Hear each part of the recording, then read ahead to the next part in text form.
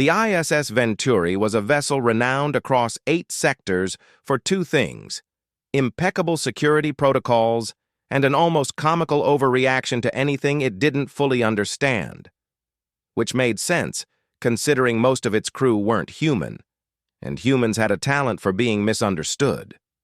On the 15th cycle of their voyage through the Nixian corridor, the ship's serene hum was abruptly shattered by a blaring siren. Warning: Predator-class entity detected in Deck 5. All personnel evacuate. Lights flickered red, bulkheads sealed shut. The crew scrambled like startled insects. Captain Ralther, 6 eyes blinking in confusion, thundered down the hallway on all 4 legs. Who authorized a biological specimen transport? His translator collar crackled as he hissed at his first officer. But the first officer was equally overwhelmed, tapping frantically at her datapad. No manifest entries for any Predator-class refractive signatures, Captain. The anomaly appeared suddenly. It's moving. The captain bristled. What quadrant? The officer gulped. The kitchen. The bridge fell silent. Even the alarm seemed embarrassed for a second. Captain Ralther exhaled. Oh, stars. Not again. Valentina's calm amid chaos. Valentina sat cross-legged on her bunk, braiding her long dark hair and listening patiently to the muffled commotion outside. She had grown used to the ship-wide panics by now. Whenever humans did anything remotely intense, laughing, exercising, seasoning food, the sensors flagged them as a threat. Last time, Noah sneezed in the hydroponic bay and the ship thought a plasma cannon had gone off. She closed her braid with a small metallic clip and stood up. Time to go rescue him again, she muttered fondly. Her partner, Noah, was brilliant, kind, creative, and utterly incapable of realizing how terrifying he looked to aliens when he was in cooking mode. She tapped her comm. Bridge, relax. I'm going to Deck 5. It's just Noah prepping dinner. On the other end, someone made a fearful trilling sound. He is wielding blades, Specialist Valentina, multiple blades. That, she said, already walking, is called a chef's knife set. The scene of the crime. Noah was humming. That alone was enough to send most of the crew into a panic, because Noah hummed like a human who learned melody from power tools. But it wasn't the humming that triggered the alarms, nor the heat signatures, nor the rapid movements. It was the carcass. To be fair, it looked like a carcass because it was a carcass, not of anything sentient, of course.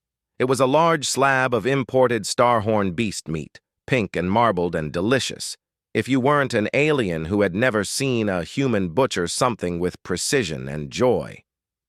Noah held the cleaver with practiced ease, slicing through the thick muscle with smooth, powerful strokes.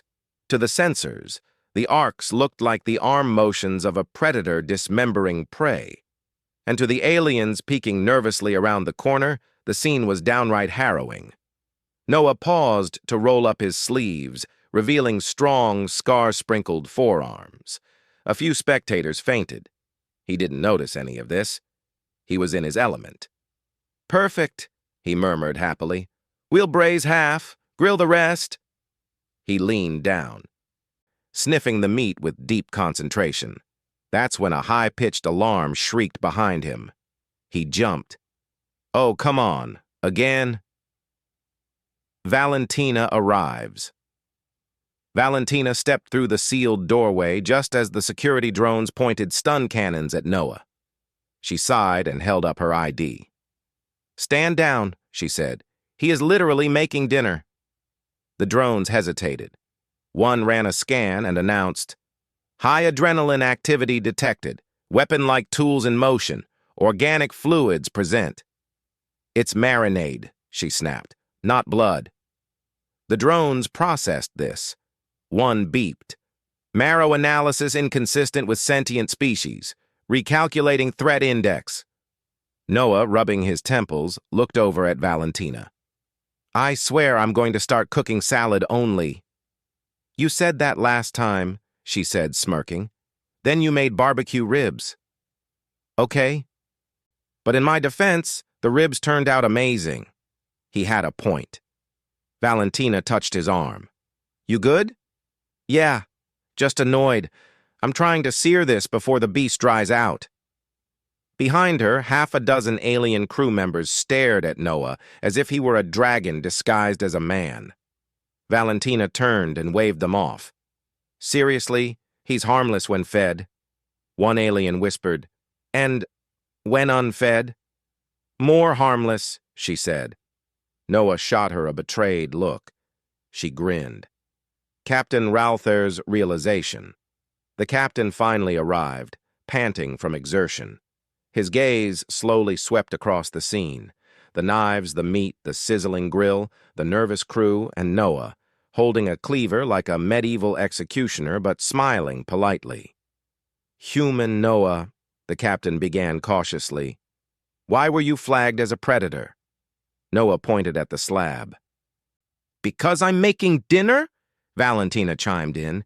"He's cooking starhorn beef stew." The captain's 6 eyes widened in horror.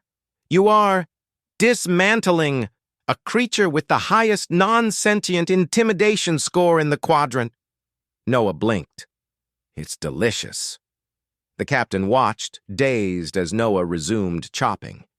He moved with precision that looked too efficient, too natural, too predator-like. But then the captain noticed something. Noah wasn't just cutting, he was crafting. The movements weren't violent, they were intentional, controlled, purposeful, beautiful even. And the smell that filled the room? Heavenly. "Is this—" the captain sniffed, surprised. "Aromatically safe?" Valentina smiled. "Better than safe. It'll make your carapace plates lift in delight." Noah offered the captain a small sample on a fork. "Want to try?" The captain's security detail squealed in panic. "Captain, no! Don't accept the predator's lure!" But Ralther, ignoring them, accepted the bite. His eyes widened.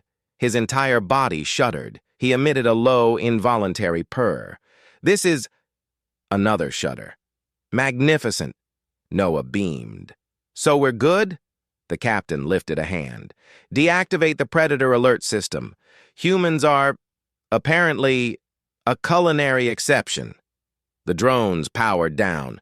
Crew members peeked out from behind containers, and Noah, basking in the acceptance, declared proudly, "Dinner will be ready in 20 minutes." A new tradition. 2 hours later, the entire crew filled the dining hall, hesitant at first, then wildly enthusiastic as the flavors overwhelmed their fears.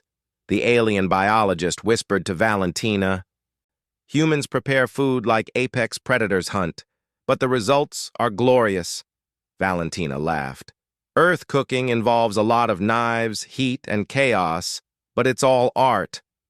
Across the hall, Noah held court, explaining spices to fascinated reptilians, showing slicing techniques to wide-eyed cephalopods, and accepting marriage proposals from at least 3 species. Valentina raised a brow. "Popular tonight," he blushed. "They don't actually mean it, right?" She just smiled, enjoying his panic.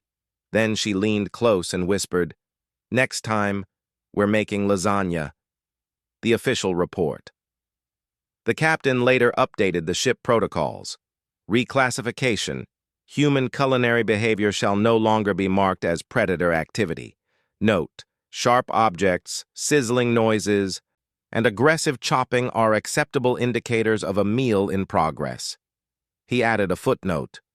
Under no circumstances should humans be interrupted during seasoning. The crew unanimously agreed. Humanity once again had earned its strange but respected place in the universe, not by war or science or diplomacy, but by dinner. And Noah, the predator, slept soundly knowing that for once nobody had screamed at his cooking. Valentina curled up beside him, whispering, "Tomorrow? Dessert?" He grinned in the dark. "Let's see what triggers the alarms next."